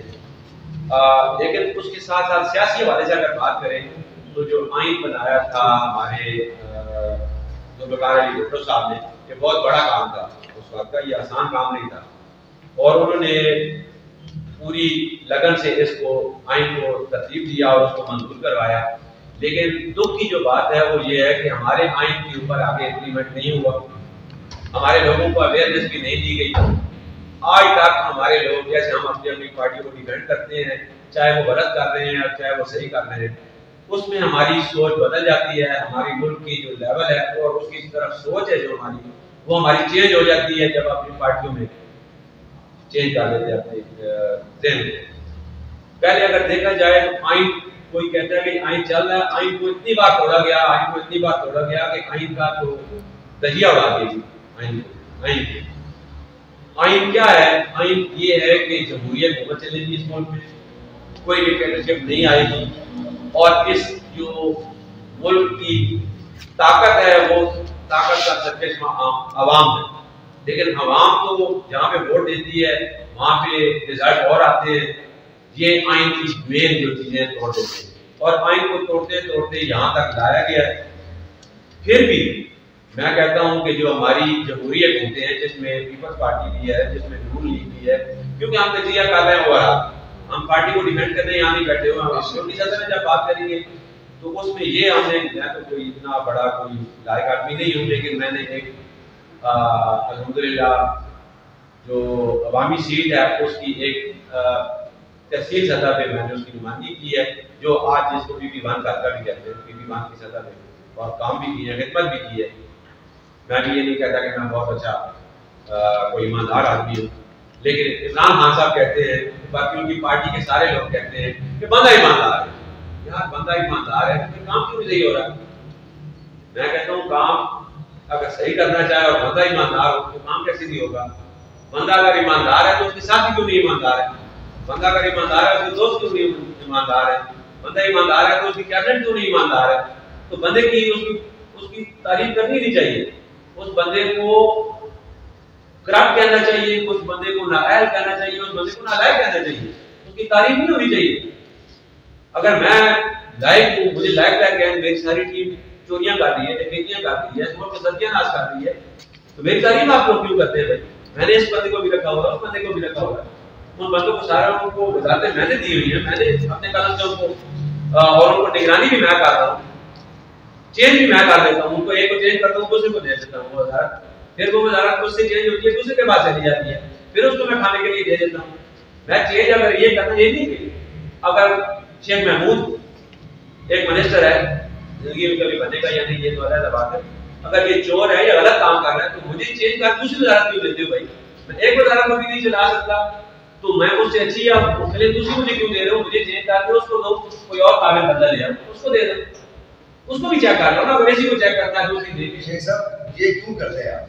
وجہ کیا ہے؟ یہ شیخ صاحب یہ اس میں کیا بتاتے ہیں؟ شیخ صاحب کی پارٹی ہے اور شیخ صاحب نے ساتھ ایک بات ختم کرتا ہوں. جی میں بات ختم کرتا ہوں. شیخ صاحب نے کہا ہے جی کہ مہنگائی ہے نہیں، مہنگائی ہے نہیں، اس کو ایشو بنایا گیا. اور حاجی صاحب نے بھی ماشاء اللہ نے بھی بتایا کہ یہ 2 روپے کا 4 روپے کا پیٹرول اور ڈیزل لیتے تھے 6 روپے کا. میرے بھائی ابھی 100 روپے کا تھا جب آپ کی حکومت آئی ہے تو 100 سے 150 روپے ہو گئے. بجلی کی یونٹ کہاں چلے گئے؟ چینی کا ریٹ کہاں چلا گیا؟ دال کا ریٹ کہاں چلا گیا؟ یہ اپنی پارٹی سے آپ پوچھیں کہ آپ کی پارٹی نے یہ ریٹ کیسے بڑھائے ہیں؟ ان کو سمجھ کیوں نہیں آ رہی؟ اگر ریٹ کو بڑھانا نہیں ہے چلے نہ بڑھائیں، کنٹرول تو کریں وہاں پہ، اس کو روکیں تو صحیح نا. اس کو مہنگائی کو کم نہیں کر سکتے، حالات ہیں ملک کی ایسے. ڈالر کو بھی آپ نے بڑھایا، ڈالر روزانہ کی بیس پہ بڑھ رہا ہے، سونا روزانہ کی بیس پہ بڑھ رہا ہے. آئل کی کتنے ملک میں دنیا میں کم ہو رہی ہیں اور آپ اس کی جو ایوریج ہے اس سے بھی زیادہ آپ ٹیکس اتنے آپ بڑھا رہے ہیں. آپ ٹیکس لینے پہ رکھا ہوا ایک ہی سبق آتا ہے کہ ٹیکس لینا ہے، اور ٹیکس کس سے لینا ہے؟ غریبوں سے لینا ہے. بھائی غریب کی کمائی ہوگی، ٹیکس تو انکم پہ ہوتا ہے. کسی بندے کی یا اس ملک کی قوم کی انکم ہے، اس کی آمدن ہے تو اس پہ آپ نے ٹیکس لگانا ہے. آپ نے صرف ٹیکس ہی لینا ہے، ہر چیز پہ ٹیکس تو ہر چیز پہ صبح شام دے رہے ہیں، صبح شام دے رہے ہیں. ایسا تو ہے ہی نہیں کہ کوئی ٹیکس نہیں دے رہا. ہاں جو نہیں دے رہے جن کا حق بنتا ہے تو ان کو پکڑیں. یہ تو نہیں غریب آدمی ریڑے والا ہے تو اسے بھی ٹیکس لینا ہے، رکشے والا ہے تو اسے بھی ٹیکس لینا ہے، کوئی گاڑی والا ہے تو اسے بھی ٹیکس لینا ہے، ریڑھی والا ہے تو اسے بھی ٹیکس لینا ہے. اس چیز کو ایکسپلین کریں کیوں نہیں کر رہے ہیں؟ بالکل کہہ رہا ہوں آپ کو. ایک تو آپ پیٹرول کی بات کرتے ہیں نا، آج پیٹرول کی بات، پیٹرول کا پوری دنیا میں جو لین دین ہے وہ ڈالر کرتا ہے. آپ کا ڈالر جب بڑھ رہا ہے اس کا ریٹ بڑھ رہا ہے. جہاں تک ٹیم کی بات ہے، ہماری مینجمنٹ کی ٹیم کی بات ہے، اس پر خان صاحب کو جانی چاہیے. میں یہ سمجھتا ہوں کہ وہ جو چینجنگ کرتے ہیں وہ اسی کا ایک سلسلہ ہے، وہ بہتر سے بہتر لانا چاہتے ہیں. بدنصیبی ہے، مجھے یاد ہے میں نے بکس میں پڑھا تھا کہ بدنصیبی یہی ہے کہ کرکٹ کھیلنے والا صرف کرکٹ کا کپتان ہے اور اس کو کہیں کہ فٹ بال کھیل لے تو وہ فٹ بال نہیں کھیل سکے گا. اس کو اگر کہیں آپ ہاکی کھیل لو تو ہاکی نہیں کھیل سکتا. سر میں بڑی زبردست جو بات ہے وہ شیخ صاحب بھی کہہ رہے ہیں اور شیخ نثار صاحب راشد صاحب بھی مسکرا رہے ہیں. تو راجد صاحب جو ہے راجد صاحب گزار ہے کہ ایسی بات پہ مسکرانا ہی چاہیے. جو اصل بات جو ہے کہ شہر ہے کہ یہ بڑا اس وقت پاکستان میں سینسٹیو ٹاپک ہے. جو مہنگائی ہے پاکستان میں بہت سینسٹیو ٹاپک ہے، کیونکہ لوگوں کے لیے جینا دو بار ہو گیا، لوگوں کے لیے زندگی گزارنا دو بار ہو گیا. شاید یہ ہمارا نظر تو نہ پتا ہو کہ یہ غریب آدمی کی زندگی کتنی مشکل ہے. شاید یہ شیخ رشید کو نہ پتا ہو، شاید یہ فواد چودھری کو نہ پتا ہو، لیکن اگر آپ بیر سڑک پہ نکلیں، آپ اپنے اسٹوڈیو کے پیچھے گلی میں جائیں تو آپ کو پتہ چلے گا کہ لوگ اس عذاب سے گزر رہے ہیں. شاید عمران خان کو نہ پتا ہو، وہ شخص جو کہ پاکستان میں فارن فنڈنگ پہ چل رہا ہے، جس کی پارٹی اس وقت فارن فنڈنگ پہ چل رہی ہے، اس کو شاید نہ پتا ہو کہ وہ کسی یہودی سے پیسے لے لے گا، وہ کسی ہندو سے پیسے لے لے گا، وہ کسی انگریز سے پیسے لے لے گا، وہ کسی کرکٹ اکیڈمی سے پیسے لے لے گا. لیکن پاکستان کا وہ غریب آدمی جو اٹھ کر صبح جو اخبارے میں مزدوری کے لیے جاتا ہے، ایسا اس کا تصور کرے کہ وہ بیچارہ وہ بچوں کے اسکول کی فیسیں کس طرح دیتا ہوگا. وہ اگر گھر میں کوئی بیمار ہو جائے تو دوائی لینے کے لیے اگر بازار جائیں تو آپ کو پتہ چلے گا کہ قیمتیں 4 یا 5 گنا بڑھ چکی ہیں. اور یہاں ایسے بے حس حکومت، ایسے بے شرم وزیر شاید ہی کسی گورنمنٹ میں، پرویز مشرف کی گورنمنٹ میں ایک بندہ تھا 80 دفعہ ہے کہ آپ کو یاد ہوگا، تو وہ اس گورنمنٹ کو لیٹ ہوا تھا. یہاں تو سارے 80 دفعہ بیٹھے ہوئے ہیں. عزیز شاید اقبال صاحب، آپ کی گورنمنٹ کے جتنے وزیر مشیر آپ بڑی خاموشی سے سن رہے تھے، آپ اپنی جب حکومت جو ہے اس کے بارے میں کیوں یہ نہیں کہتے، یا اپنے جو ایک قائدین ہے، یا آپ کا ایک منسٹر عمران خان ہے جس کو آپ کہتے ہیں کہ بڑا اچھا کام کر رہا ہے، شیخ صاحب بڑا کہہ رہے ہیں وہ بڑا اچھا ایماندار ہے، اب وہ ایمانداری کے ساتھ ساتھ وہ جو آپ دیکھ رہے ہیں ایک منسٹر کو ایک منسٹری سے ہٹایا دوسرے پہ بٹھا دیا، اس سے ہٹایا تیسری پہ بٹھا دیا، ایک منسٹر ایک منسٹری میں صحیح کام نہیں کر رہا اٹھا کے باہر کیوں پھینکتے، اور بندہ ان کے پاس کوئی نہیں ہے وہاں۔ میں آپ کی پہلے کی باتوں کا جواب دے کے میں نے جو سنا اس کا شاید آپ نے جاب کی ہے یا نہیں کی، میں نے جاب کی، میں نے ماشاءاللہ جاب کی بھی ہے، جاب کی ہے، میں نے جو جاب کی ہے میں نے ہینڈل کیا ہے پورے گروپوں کو 3 4 5 تو ایک انڈسٹری کو چلانا بہت مشکل ہے، آپ کا اگر لیڈر لائے گا تو وہ انڈسٹری چلتی جاتا ہے، یہ کون کہتے ہیں، میں نے سیکھا اپنے سینئر سے، میرے سینئر جو بھی تھے انہوں نے کہا کہ میرے اوپر جو ذمہ داری ہے وہ میرا سینئر وہ اس کو جو ہے نا پوری کرے گا، یعنی کہ وہ مجھ سے کام ہے۔ بات اس طرح کی تھی کہ میں یہ جو آپ کہہ رہے تھے کہ وہ کام یہ بھی نہیں کر رہا وہ بھی نہیں کر رہا، مجھے ایک بات آپ بتائیں، آپ ایک گھر بناتے ہیں، ٹھیک ہے جی، لون لے کر، ٹھیک ہے، وہ آپ نے گھر میں پیسے رکھے، وہ آپ کا بیٹا چوری کر کے لے گیا، وہ آپ گھر کیسے بنائیں؟ مجھے ایک بات بتائیں نا، نہیں میں آپ کی بات ٹھیک ہے، وہ چوری جو پیسے چوری ہو گئے وہ آپ کو اگر میں پھر دوبارہ لون لے کے سنیں میں سر ایک بات ایسا میری صرف آپ میری بات کہ منسٹر کو ہٹا دیا، وہ وہی بات ہے ان کو بٹھایا، جواب دینے آ رہا ہوں، آپ دوبارہ جب دیتے ہیں لون پھر میں گھر بنانے کے چکروں میں ہوتا ہوں، پھر اس میں تھوڑے تھوڑے پیسے میرا بیٹا چرا لیتا ہے۔ ایک بات اچھا اس کے ساتھ ایک بات کیا سب پوچھتے ہیں کہ ٹی وی پر ایک پریس کارڈ میں ایجاز بخاری صاحب نے تسلیم کیا، ان کا بھتیجا منسٹر ہے، سٹنگ منسٹر ہے، انہوں نے تسلیم کیا کہ ہمارے لوگ رشوت لے رہے ہیں، کتنے لوگوں کے خلاف مرجع کرایا ہے، کتنے لوگوں کے خلاف مرجع کرایا ہے، اور اس گورنمنٹ نے جس کے منسٹر نے اپنے آفس میں وہ لوگ رکھے گئے جو رشوت لے رہے ہیں، اس منسٹر کو کیوں برقرار رکھا ہوا ہے؟ میرا تعلق ملک امین کے ساتھ ہے اور میرا جو لیڈر ہے ملک امین سے ہے، اور اگر اس کے اوپر کوئی بات آپ ہے کی بات کریں، آپ مجھے اسے بتائیں وہ پی آئی میں ہے، ملک صاحب وہ پی آئی میں ہے، ملک امین کے اوپر اگر بات کرنی ہے تو بتائیں مجھے، وہ ایک بہترین لیڈر ہے اور اس کے سلطان بہترین لیڈر ہے، اس کے اوپر کوئی بھی نہیں اٹھا سکتا، نہیں اٹھائے گا۔ ملک صاحب کی ہم بھی گارنٹی دیتے ہیں کہ وہ کوئی میں ایک بہت خوبصورت دلیل دینا چاہوں گا، میں نے ایک ٹاک شو میں بھی کی تھی، لیکن میں چاہتا ہوں زیادہ سے زیادہ یہ بات ہے۔ لیکن کوئی بھی بجٹ بنانے سے پہلے آپ نے بات کی ہے ریاست مدینہ کی، ٹھیک ہے، ریاست مدینہ کا ایک قانون آپ بنا دیں، ہم سب تمام پی ٹی آئی میں چلے جائیں گے، تمام پی ٹی آئی کو ووٹ دیں گے، تمام لوگ پی ٹی آئی کی ساری حکومت تابع دار ہیں۔ حضرت عمر فاروق رضی اللہ عنہ کے دور میں ایک مسئلہ اٹھا کہ یار فی کس آمدنی کی کم از کم آمدنی ایک آدمی کی چاہیے۔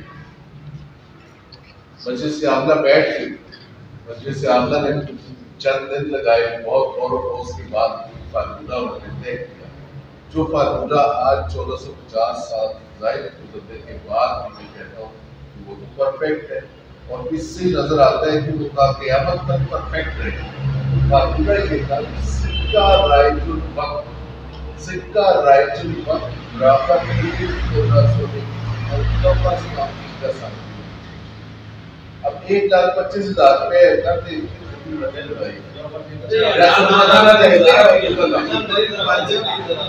ریاست مدینہ کا ایک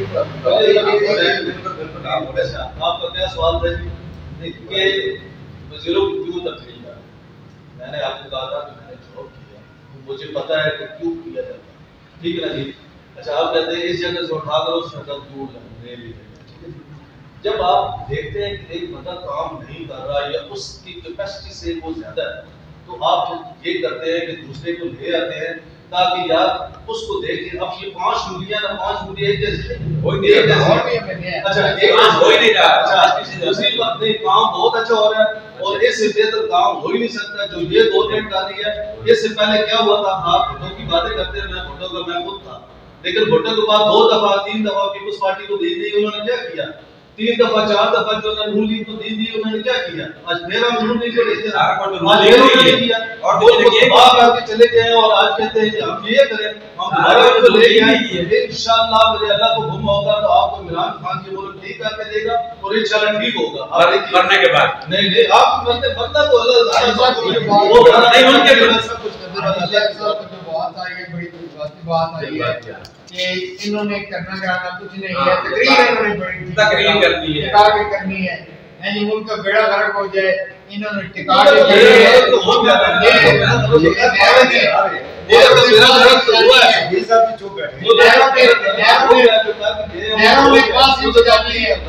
نہروں نے بانسری بجانی ہے, وہ بانسری بجاتا رہے گا.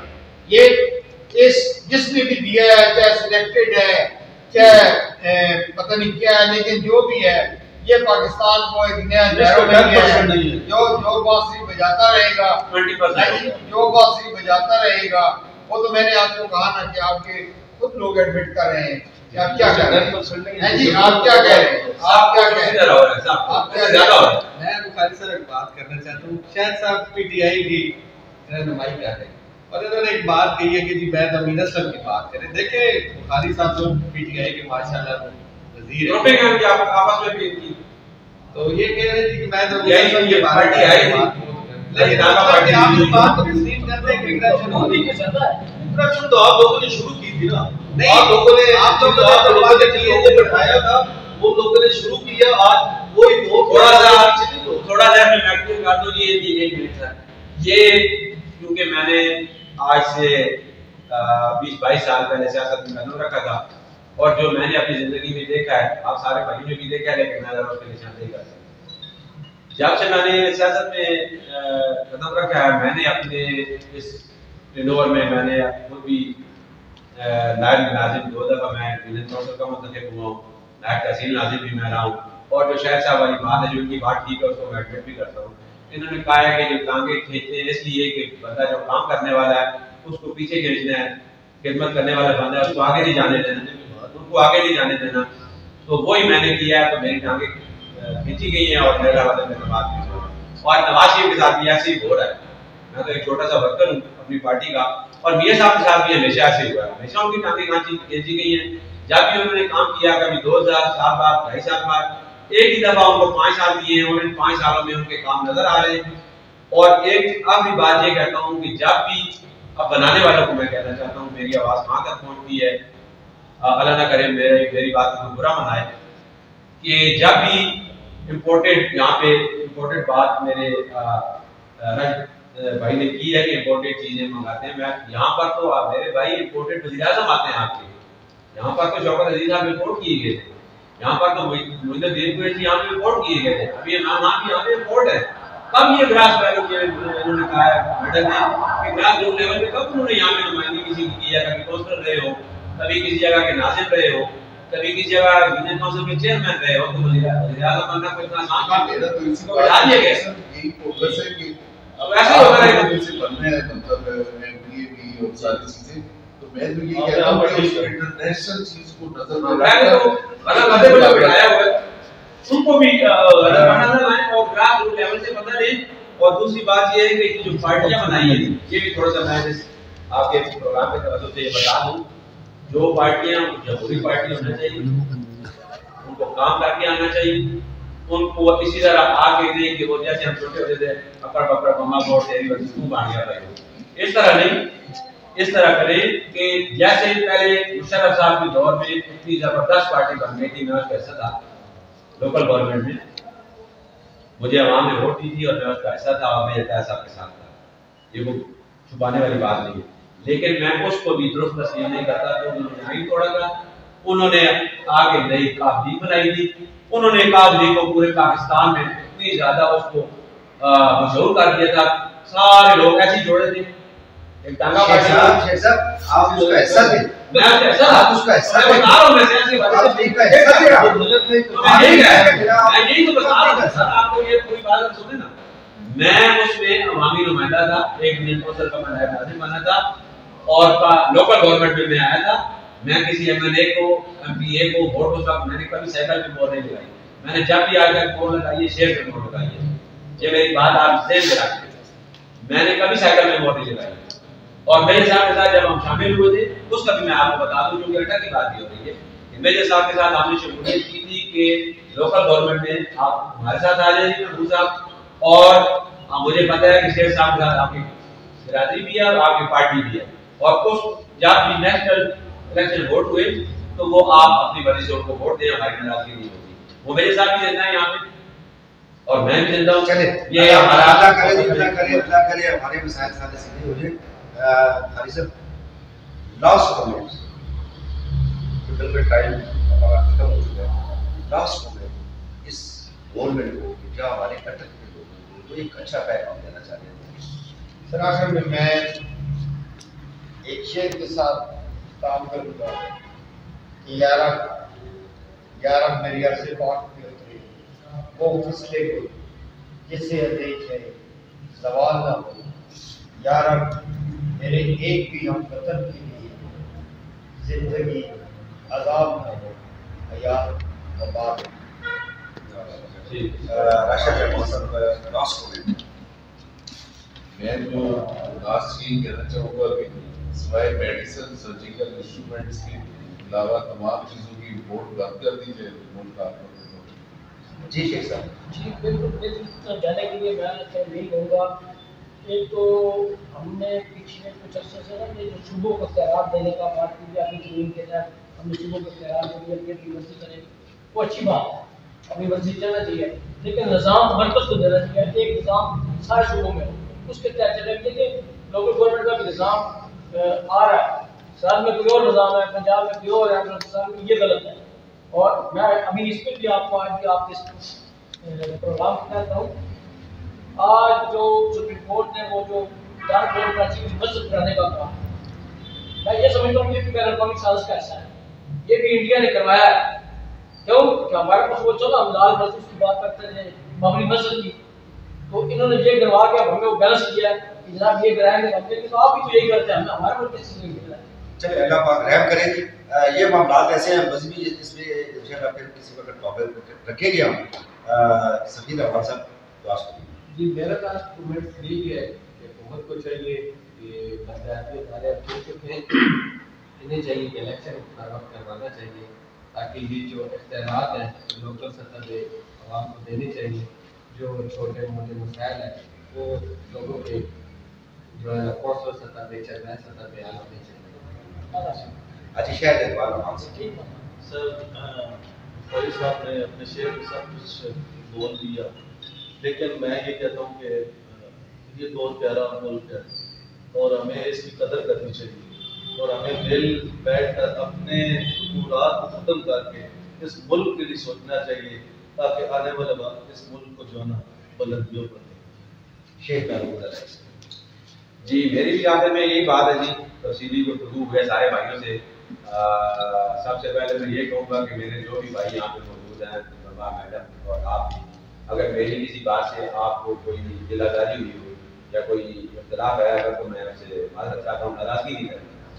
मेरा आखिर में ये है कि जी जो भी हमारे इस मुल्क के बहुत अच्छा प्यारा मुल्क है, इसके इदारों को मजबूत करें, चाहे ये बलदियाती इदारे, चाहे ये ज़िली सतह पे, चाहे आगे ये सूबाई है, चाहे आगे ये नेशनल असम्बली है, और इसके अलावा भी जो इदारे, मेरी बात आप समझ गए होंगे, हर इदारा अपना काम जिम्मेदारी से करे, तो मैं समझता हूँ कि पाकिस्तान की जो कौम है ये आगे जाने वाली कौम है, ये बहुत तेज कौम है, तरक्की कर सकती है, मुकाबला कर सकती है, लेकिन ईमानदारी से इसको हर इदारे को अपना काम करना चाहिए। मैडम किरण आफ्ताब सब दोस्तों की बात सुनी, लास्ट कमेंट सुनी। इस वक्त जो हमारी सूरत हाल है ये ओवरऑल आपने देखी, मुख्तलिफ पार्टीज की जो बात भी सुनी, इस पे जो बासियत कवायद चूंकि वो लॉयर इसलिए मैं कहता हूँ कि वो जो एक निचोड़ होता है ना, वो लॉयर ही निकालता है। आप क्या निचोड़ है? सर इसका ये निचोड़ है ना कि देखिए, दूसरों पर उंगलियां उठाने में वक्त ज़ाया करने से या दिल आज़ादियों से बेहतर है कि हर शख्स अपने आप को रिफॉर्म करे, अपना मुहासबा खुद करे। आप ये मत देखिए कि अगला क्या कर रहा है या आपके साथ वाला क्या कर रहा है। आप अपने आप को देखें कि चाहे आप किसी इदारे में हैं, किसी प्रोफेशन में हैं, अपनी फैमिली में हैं, अपने किसी इंस्टीट्यूट में हैं, अपने मुल्क में हैं, आप लॉयल रहें और कमिटेड रहें। अगर आप कमिटमेंट और लॉयलिटी दो खूबियाँ अपने अंदर पैदा कर लेंगे ना और किसी दूसरे पे उंगली उठाना छोड़ देंगे, मैं समझती हूँ कि आपका सारे का सारा मुल्क बिल्कुल ठीक हो जाएगा। थैंक यू जी। नाजरीन, हमारे प्रोग्राम का टाइम ख़त्म हो चुका है। ये ओवरऑल सूरत हाल थी हमारे अटक के, जो एक मुस्लिम पार्टीज़ के हमारे लोग एक भाईचारे की मिसाल कायम करके हम बैठे हुए थे। इंशाल्लाह फिर किसी नए टॉपिक के साथ आपकी खिदमत में हाजिर होंगे। हवेली शादी हाल में आज जो ये प्रोग्राम हम कर रहे हैं, हवेली शादी हाल की इंतज़ामिया के भी शुक्रगुजार है, उन्होंने हमारे साथ तावन किया। इंशाल्लाह फिर नया टॉपिक लेकर आपकी खिदमत में हाजिर होंगे। मेरे साथ तमाम दोस्तों ने आखिर में नारा लगाना है, पाक फौज पाइंदाबाद, पाकिस्तान जिंदाबाद।